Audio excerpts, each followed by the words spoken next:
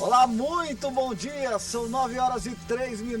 Eu, Ronald II, entro ao vivo, direto do Complexo de Comunicação da Assembleia Legislativa, já na apresentação do seu Diário da Manhã, que traz a cobertura completa das atividades na Casa do Povo do Maranhão. Quinta-feira, não é isso, gente? Olha, 28 de maio de 2026, quinta-feira é dia de sessão plenária. Então daqui a pouquinho a gente já começa trazendo ao vivo aí as primeiras informações lá do plenário deputado Najib Aica, Milena Dutra, dentro de instantes. Antes disso, gente, eu já adianto o que deve acontecer no programa de hoje. Vou receber aqui o deputado Ricardo Arruda, deputado estadual do MDB Maranhão. A gente vai falar sobre a CPI já instaurada na Assembleia Legislativa do Estado do Maranhão, que investiga denúncias de corrupção contra o vice-governador do Estado. A gente vai entender como é que tem sido essa dinâmica de trabalhos aqui no Parlamento Maranhense com o deputado Ricardo Arruda, que faz parte da Comissão Parlamentar de Inquérito. Tem previsão do tempo, tem trânsito ao vivo. Vamos falar também sobre a entrega do cartão estudante, programa do governo do Estado do Maranhão aí, que tem como objetivo auxiliar os estudantes maranhenses, e vamos trazer também um resumo da sessão plenária de ontem aqui na Casa do Povo do Maranhão. Sejam todos muito bem-vindos. Mais uma vez, bom dia a você, ouvinte da frequência 96.9 FM. Bom dia a você, telespectador do canal digital 9.2 TV Assembleia do Maranhão, e a você que nos acompanha através das plataformas digitais, pelo YouTube TV Assembleia Maranhão. Sejam todos bem-vindos, que seja uma quinta-feira muito produtiva em defesa da população maranhense. Vou começar o programa já trazendo ao vivo a repórter Milena Dutra, que tem informações para a gente sobre as expectativas para amanhã de hoje. É com você, Milena. Bom dia. Um ótimo dia, Ronald, um ótimo dia a todos que nos acompanham pela Rádio Assembleia, pela TV Assembleia, pelos nossos canais de comunicação. Hoje acontece a última sessão plenária da semana, desta quinta-feira. Lembrando que ela sempre acontece de terça a quinta, então hoje é a última sessão plenária da semana. Logo mais às 9h30, em horário regimental, seguindo o regimento da casa, os deputados começarão os trabalhos desta quinta aqui no plenário. A gente segue acompanhando os pronunciamentos na tribuna, as matérias que serão aprovadas, entrarão em discussão durante a ordem do dia, que é o momento em que os deputados apreciam os projetos de lei e matérias que tramitam na Casa Legislativa. Logo após a sessão ordinária, teremos uma sessão solene para a entrega da maior honraria do Poder Legislativo, que é a Medalha Manuel Beckmann, a dois empresários renomados por indicação do deputado Neto Evangelista. A TV Assembleia também segue acompanhando com transmissão ao vivo, em tempo real, a sessão solene, que começará às 11 horas, depois da sessão ordinária desta quinta-feira. A gente está aqui a postos, esperando os deputados chegarem, já estão no Palácio Manuel Beckmann, daqui a pouquinho adentram ao plenário Najib Aica para mais um dia de trabalho, e a TV Assembleia transmite tudo ao vivo. 13h eu volto com os destaques das atividades de hoje aqui no plenário Najib Aica. Um ótimo dia a todos, eu volto contigo, Ronald. Valeu, Milena. Um ótimo dia para você, uma ótima manhã de trabalho para as nossas equipes. Você sabe que no plenário nós temos a cobertura completa da TV Assembleia, da Rádio Assembleia do Maranhão, das redes sociais que transmitem, inclusive, em tempo real aquilo que acontece. E também, claro, através do nosso site oficial, al.ma.leg.br, onde você pode acompanhar as notícias a respeito da tramitação dos projetos, né, da participação dos deputados e das deputadas ao longo das sessões plenárias. Bora aproveitar esse momento para a sessão plenária, já para resgatar aquilo que foi destaque pelos deputados e deputadas ao longo da última sessão plenária de ontem. Todos os pronunciamentos, até adiante, já estão disponíveis através do nosso canal oficial no YouTube. Acompanhe o resumo da segunda sessão plenária da semana na Casa do Povo. O deputado J. Pinto falou sobre os problemas nas galerias de ruas de São Luís, o que tem provocado pontos de enchentes e alagamentos na capital durante as chuvas. Há 5 anos atrás, deputado Antônio Pereira, não tinha essas enchentes em São Luís porque tinha limpeza dos canais, das galerias e dos bueiros.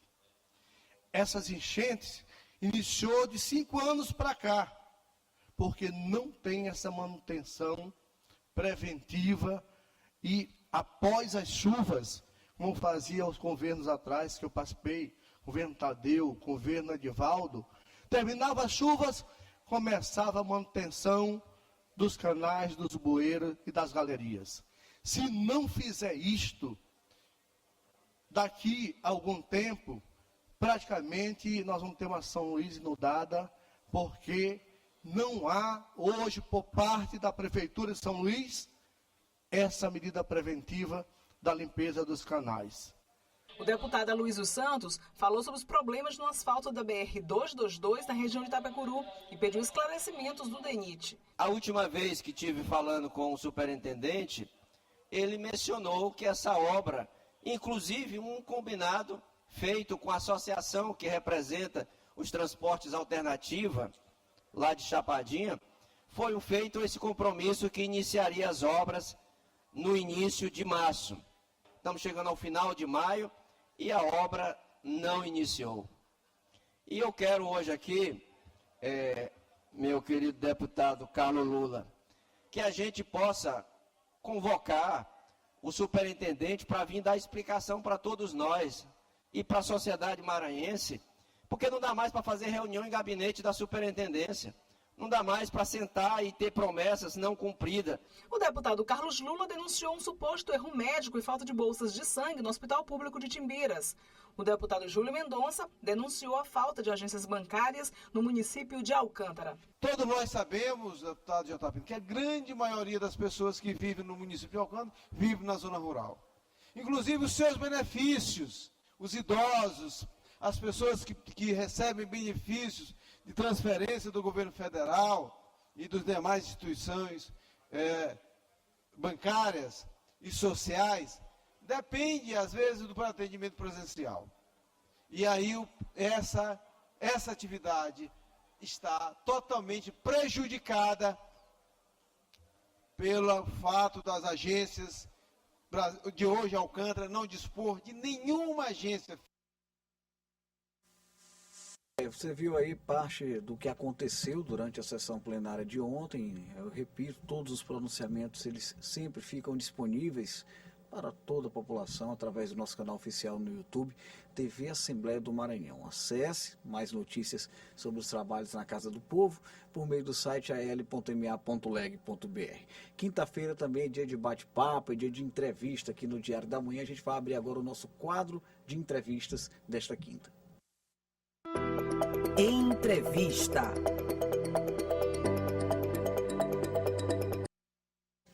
São 9h10. Você que acompanha pela TV Assembleia e pelo YouTube, tem as imagens, claro, já está acompanhando o nosso convidado de hoje por aqui. Já esteve em outras oportunidades do Diário da Manhã. Temos a satisfação de receber o deputado estadual Ricardo Arruda, do MDB do Maranhão. Vamos falar sobre alguns assuntos aqui, entre eles sobre a CPI que investiga denúncias de corrupção contra o vice-governador do estado do Maranhão. CPI já instaurada na Assembleia Legislativa. O deputado Ricardo Arruda é um dos parlamentares que integram esse trabalho que vem movimentando a Casa do Povo do Maranhão. Seja muito bem-vindo, deputado. Bom dia ao senhor. Obrigado por estar com a gente. Bom dia, segundo. Bom dia, amigos ouvintes, telespectadores aqui da TV e Rádio Assembleia. É uma satisfação muito grande para mim poder retornar aqui ao Diário da Manhã. Muito obrigado. Satisfação nossa, deputado. Deputado, a CPI ela já vem cumprindo uma agenda aqui na Assembleia Legislativa desde o início do mês de maio, desde o dia 6, o momento em que vocês escolheram presidente da comissão, que é a deputada Ana do Gás, o vice-presidente, que é o deputado Adelmo Soares, e temos como relator o deputado doutor Iglesias. Sou integrante da CPI. Como é que o senhor avalia, de maneira geral, né, para a gente poder começar a iniciar esse bate-papo, os indícios que fizeram com que essa CPI fosse, de fato, instaurada aqui no Parlamento Maranhense? Segundo, na verdade, a instalação da CPI se deu por conta de denúncias que aconteceram, inclusive uma representação criminal do Ministério Público, da Procuradoria-Geral da Justiça, contra algumas irregularidades que estariam acontecendo no âmbito da vice-governadoria, envolvendo o vice-governador. A Assembleia Legislativa, ao tomar conhecimento dessa representação,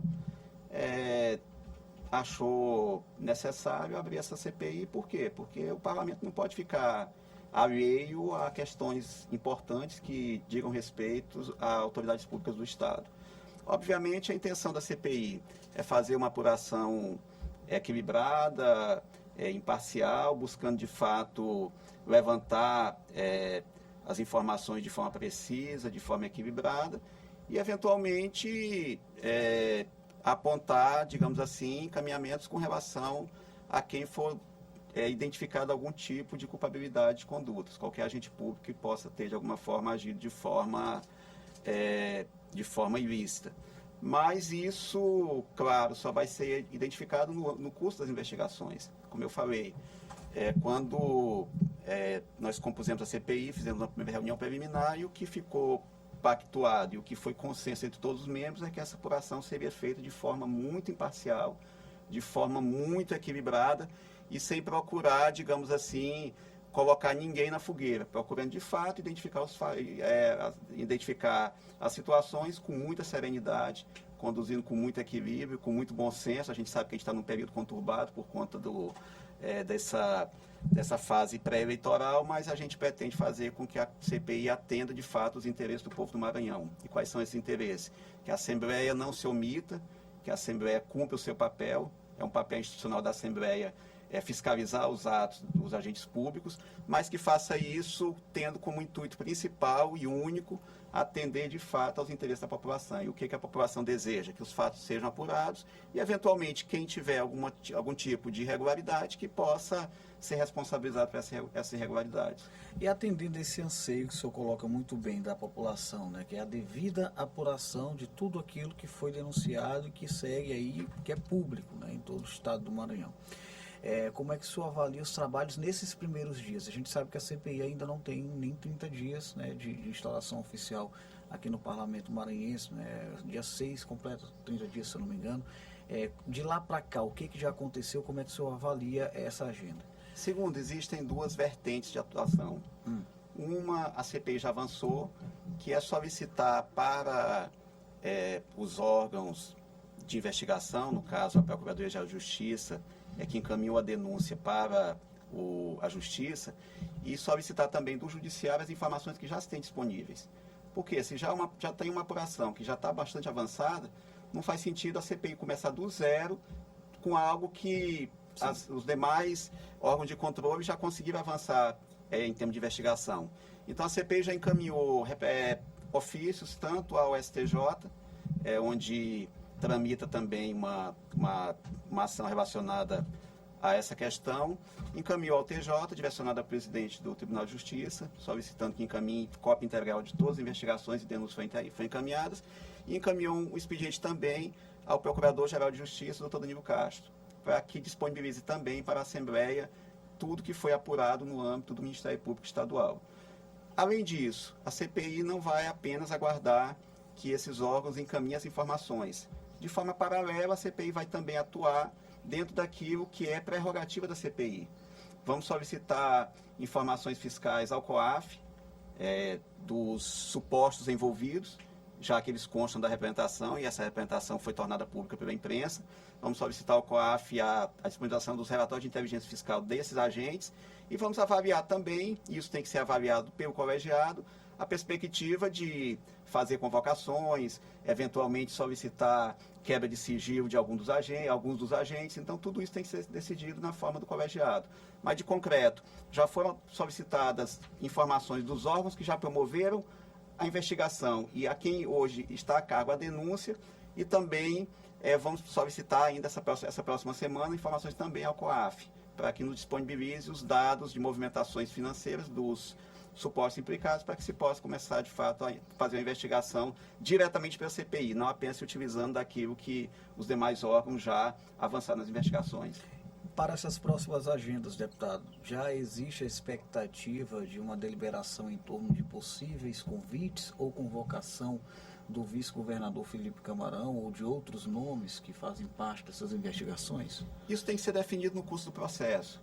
Na verdade, quer dizer, eu penso que essa primeira etapa, o mais importante é que a CPI possa se subsidiar de informações. Eu penso que não adianta convocar nenhum dos agentes se você não tem ainda de posse de informações consistentes para fazer esses convites ou essas convocações. Então, a CPI está nessa fase de coleta de informações, como eu falei, buscando das investigações que já estão em curso e avançadas, mas também vamos avançar naquilo que a CPI pode fazer diretamente sem depender dos demais órgãos. Eu só me coloco aqui que já tivemos aí protocolados requerimentos, né, aos órgãos, ao Tribunal de Justiça. Existe prazo pré-determinado para esse tipo de retorno?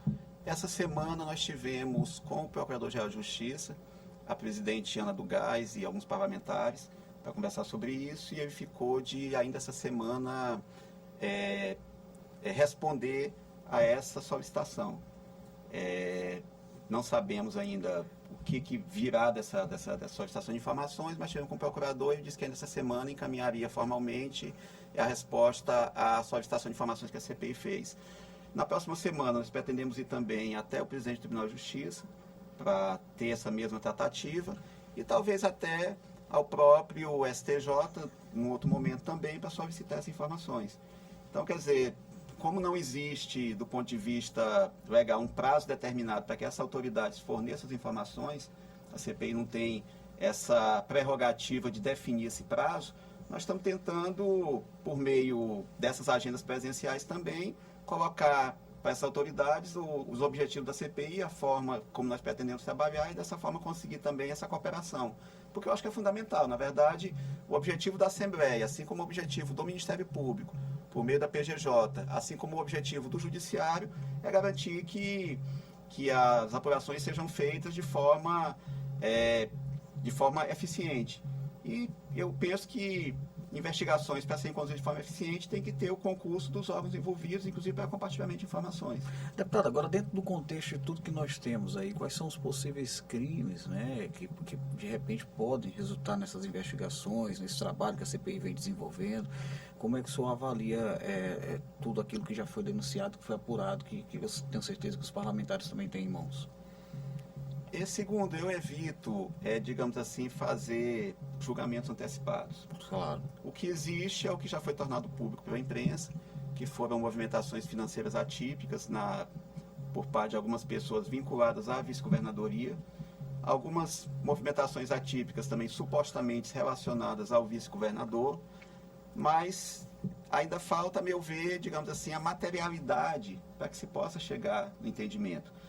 A CPI, ela tem uma função de investigação, então eu acho que qualquer, digamos assim, sinalização que possa indicar um julgamento prévio, um entendimento prévio da comissão, eu acho que prejudica os trabalhos.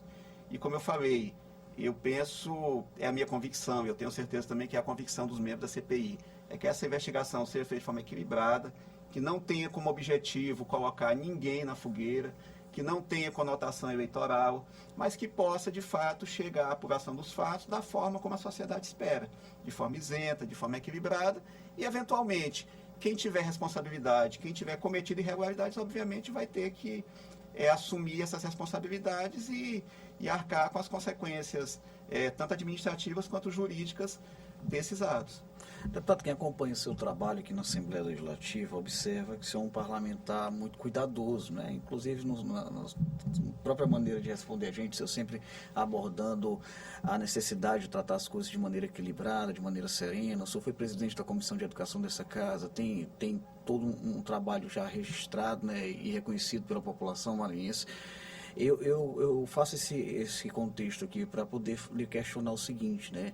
Com qual tipo de responsabilidade e cuidado vocês entram nessa movimentação da CPI, no sentido também de não comprometer a produtividade da casa, né, em outras matérias que são também de interesse da população maranhense, visto que, de fato, o senhor mesmo registrou muito bem que nós estamos, inclusive, em um ano eleitoral. Como é que vocês estão conduzindo, né? Eu ia dizer pretendem conduzir, já estão conduzindo essa movimentação aqui na CPI dentro desse sentido?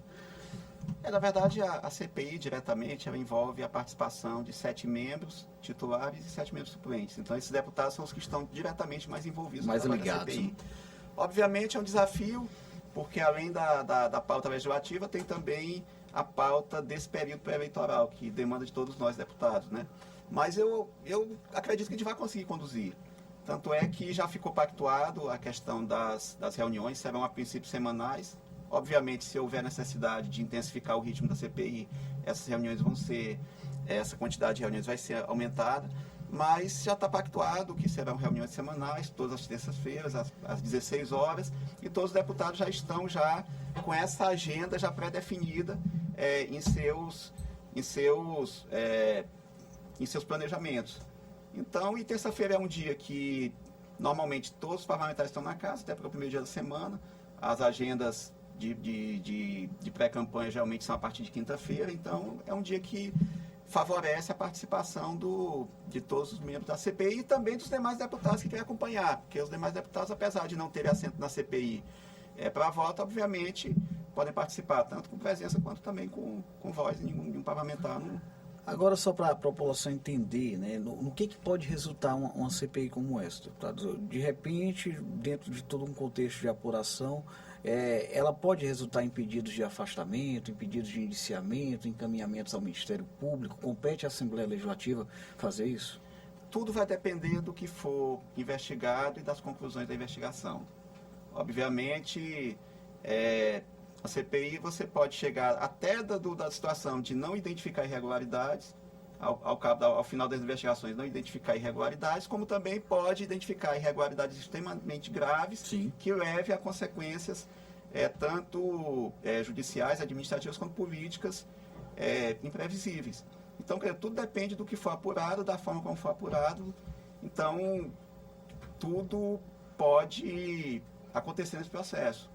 Ou desde digamos assim, a conclusão de que não houve essas investigação, até porque está em investigação, sério. ou até consequências mais severas, mas isso tudo tem que ser definido no âmbito da apuração. Deputado, hoje é quinta-feira, qual é a próxima agenda prevista? Como é que vocês pensaram nessa dinâmica de trabalho? Terça-feira vai ter uma agenda, aliás, vai ter a reunião semanal da CPI.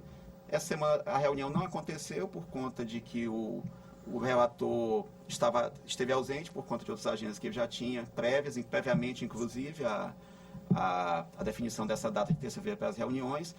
E aí a presidente Ana do Gás decidiu que não faria reunião na terça-feira, mas já está agendada para a próxima terça-feira às 16 horas. E aí vão ser colocados os requerimentos, não se sabe ainda quais são. É bom que se diga também que já foi definida a forma de funcionamento da CPI, isso foi definido na reunião anterior.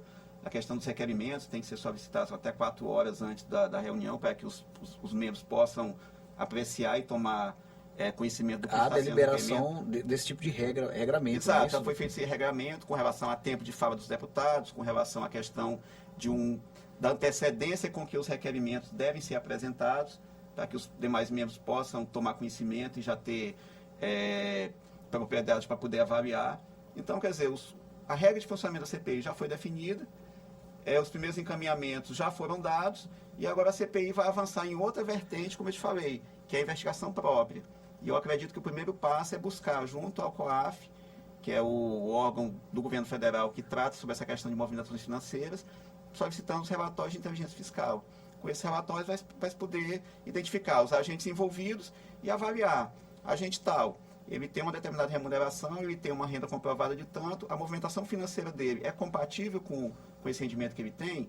Se for, está tudo certo, não há o que se avançar. Mas se eventualmente algum desses agentes apresenta uma movimentação financeira atípica, que foge das suas rendas declaradas, aí já é um indício que pode ter alguma coisa errada e isso deve ser investigado. Então esse relatório do COAF, ele deve de fato nortear aí muita coisa. Acredito que sim, eu acho que vai ser muito importante para o curso da investigação.